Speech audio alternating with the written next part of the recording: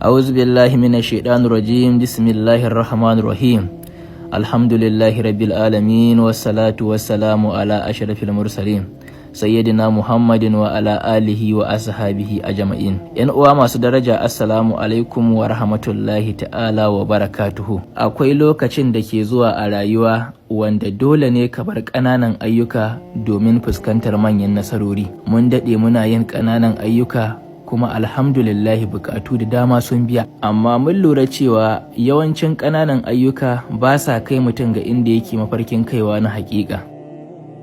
Shi yasa muka yanke shawarar buɗe babban kundin tarihin surruka domin fitowa da manyan surrukan da suka fi ƙarfi a rayuwar duniya.